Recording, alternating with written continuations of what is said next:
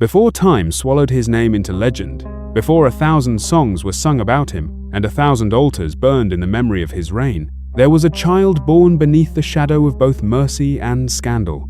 His name was Solomon, son of David, son of Bathsheba. He entered the world inside a palace, already haunted by bloodshed, repentance, prophecy, and the lingering memory of a man named Uriah, whose loyalty had been repaid with death. Solomon's story began not in perfection, but in the aftermath of human failure. Yet even there, in the middle of brokenness, God chose him. The prophet Nathan called him Jedediah, beloved of the Lord. Before Solomon ever touched a crown, heaven had already spoken affection over his life. That name hung over his childhood like a promise whispered quietly by God himself. David was old when the kingdom began to tremble. The warrior king who once stood before giants and armies now lay weak beneath blankets that could no longer warm his body.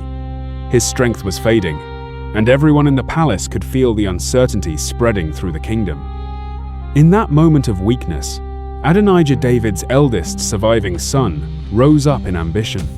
Handsome, confident, and hungry for power, he gathered chariots, horsemen, commanders, priests, and influential men around him. He prepared a royal feast and declared himself king while David still breathed.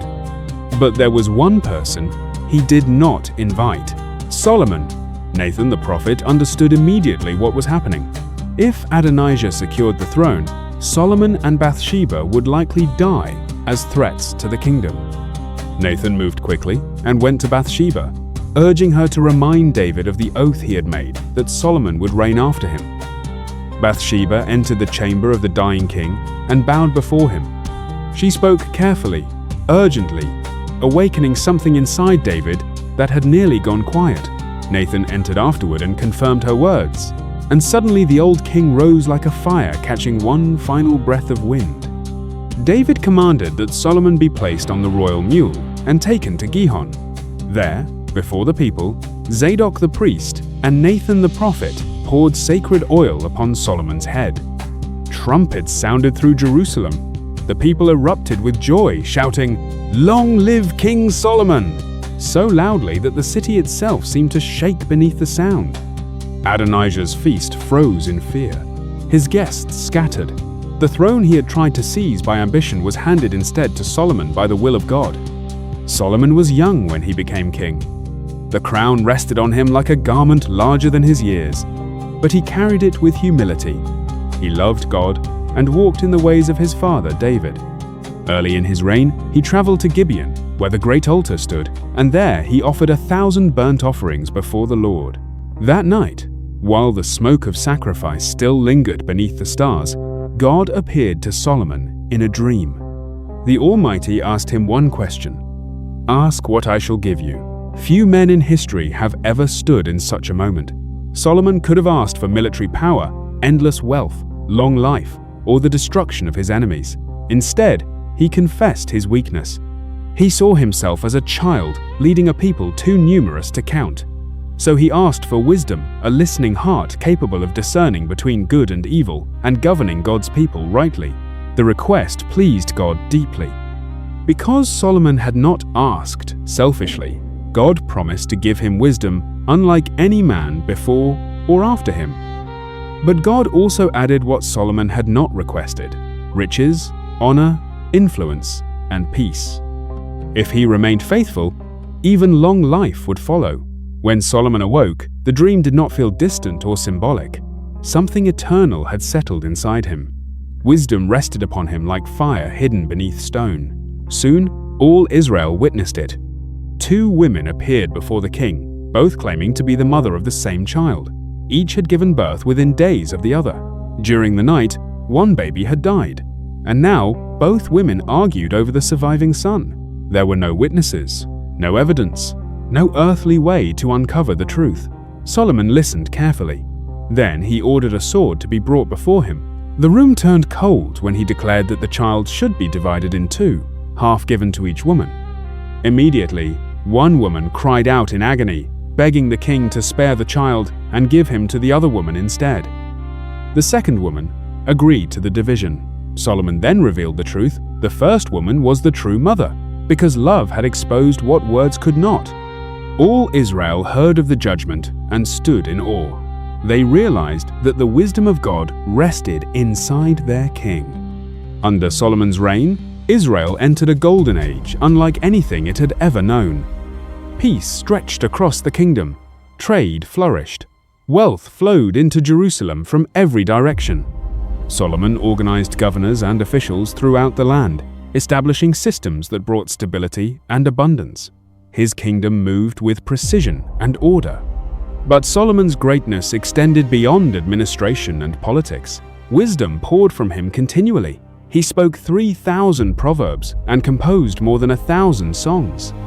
He studied creation itself, trees, plants, birds, fish, and the hidden rhythms of life woven into the natural world. Kings and scholars from distant lands sent messengers to hear him because stories of his wisdom spread across deserts, mountains, and seas. Yet the greatest thing Solomon ever built was not a proverb, a song, or a political empire. It was the temple. David had dreamed of building a permanent house for God, but the task was denied to him because he had shed too much blood in war. That responsibility passed to Solomon. So in the 4th year of his reign, Solomon began building the temple of the Lord in Jerusalem on Mount Moriah. What rose there was more than architecture. It was worship shaped into cedar, stone, and gold. Thousands of laborers worked to complete it. Cedar trees were cut from Lebanon. Massive stones were carved from mountainsides. The stones were shaped before reaching Jerusalem so that no sound of hammer or iron tool was heard during construction. The temple rose in sacred silence. Inside, beauty covered everything. Cedar walls, carved with flowers and cherubim, lined the chambers. Cypress floors stretched beneath golden furnishings. The most holy place where the Ark of the Covenant would rest was overlaid entirely with pure gold. Giant cherubim spread their wings across the inner sanctuary. Gold covered the altar, lampstands, doors, chains, bowls, and even the hinges. 7 years passed before the temple was complete. Then Solomon gathered the elders, priests, tribal leaders, and all Israel. The Ark of the Covenant was carried into the temple and placed beneath the wings of the cherubim. Musicians and priests worshipped together with trumpets, cymbals, harps, and songs declaring, "He is good, His mercy endures forever." And then the glory came. A cloud filled the temple so completely that the priests could no longer stand to minister. The presence of God overwhelmed the house. Heaven itself seemed to descend upon the sanctuary. Solomon stood before the people and stretched his hands toward heaven. He prayed, not with pride, but with humility. He asked God to hear prayers offered toward that place, prayers from sinners seeking forgiveness, foreigners searching for truth, warriors in battle, people suffering famine, drought, defeat, or exile.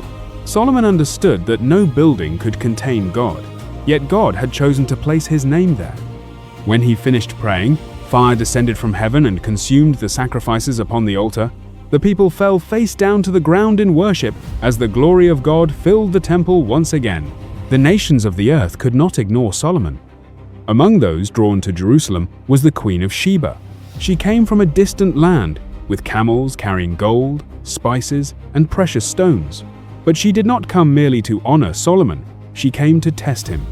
She asked him difficult questions and laid before him every mystery that troubled her mind. Solomon answered them all effortlessly. She observed his palace, his servants, his administration, his worship, and the astonishing order of his kingdom. Scripture says there was no more spirit left in her. She confessed that the stories she had heard were true, yet even they had not captured the fullness of his greatness. "The half was not told me," she said. Solomon's wealth became almost unimaginable. Gold flowed continually into Jerusalem. His throne was crafted from ivory and overlaid with gold, guarded by sculpted lions. Kings brought tribute from distant nations. Merchants crossed continents to trade with him. His wisdom exceeded that of Egypt and the East. His kingdom stood at the height of glory and influence. And then the story turned. The wisest man alive began making foolish choices. Solomon loved many foreign women, God had repeatedly warned Israel not to intermarry with nations devoted to idols, because those relationships would eventually pull hearts away from him. Yet Solomon ignored the warning. He gathered 700 wives and 300 concubines. Political alliances slowly became spiritual compromise. Over time, his heart drifted. The man who once knelt before the temple in humility built altars for foreign gods. On hills surrounding Jerusalem, incense rose to Chemosh, Molech, Ashtoreth, and other idols, because Solomon allowed his wives to continue worshipping the gods of their homelands. His downfall did not come through ignorance. It came through divided devotion. God had appeared to Solomon twice. God had given him wisdom, peace, riches, and honor beyond measure. Yet Solomon's heart was no longer fully loyal. The Lord declared that the kingdom would eventually be torn apart because of his unfaithfulness. For David's sake, the judgment would not fully happen during Solomon's lifetime, but the fracture had already begun beneath the surface. As Solomon grew older, his reflections became heavier. The man who had experienced more wealth, pleasure, achievement, and knowledge than almost anyone in history began searching for meaning beneath it all. He built houses and vineyards, he planted gardens and orchards, he gathered silver, gold, servants, singers, and every earthly pleasure his eyes desired. He denied himself nothing. Yet, after achieving everything most men spend their lives pursuing, Solomon looked upon it all and described it as vanity, like chasing the wind. He observed the endless cycles of life. The sun rises and sets. Rivers pour endlessly into the sea, yet the sea is never full. Generations come and go beneath the same heavens, often forgotten by those who follow them. Wisdom itself revealed sorrow because understanding life deeply also revealed how fragile and temporary human existence truly is. Solomon realized that wealth could not satisfy the soul. Pleasure could not silence emptiness. Power could not prevent death. Even wisdom itself could not rescue humanity from mortality. And yet, after wandering intellectually and spiritually through every corridor of human experience, Solomon returned to the beginning: fear God and keep his commandments. That became the conclusion of the wisest man who ever lived. Not wealth, not success, not fame, not pleasure, not power, not even wisdom by itself. The meaning of life rested in reverence toward God and obedience to his ways. Solomon reigned over Israel for 40 years. Then he died and was buried in the city of David, his father. His son Rehoboam became king after him, and almost immediately the kingdom began to divide. 10 tribes broke away in rebellion, fulfilling the warning God had spoken because of Solomon's compromise. The glorious kingdom fractured. The high places Solomon built for foreign gods still stood upon the hillsides. The man who once filled Jerusalem with wisdom had also filled it with seeds of division. Yet Solomon's story endured because it carried both greatness and warning. He was the wisest king who ever lived, the builder of the temple where heaven touched earth, the ruler whose wisdom drew nations across the world. But he was also proof that wisdom alone cannot protect a heart drifting away from God. And still, beneath all the glory and failure, one truth remained. God had once called him Jedediah, beloved of the Lord. Even after compromise, wandering, and regret, Solomon's final reflections pointed humanity back toward the only foundation that lasts. Everything else fades. Kingdoms fracture, gold tarnishes. Pleasure empties. Human greatness collapses beneath time. But the fear of the Lord endures forever. That was the lesson hidden beneath Solomon's throne, beneath the temple, beneath the songs and proverbs and sorrow. After all his searching, Solomon discovered that the meaning of life had never truly been hidden at all. Fear God, keep his commandments. That was the whole matter. That was the whole of Solomon. That was the wisdom greater than all the rest.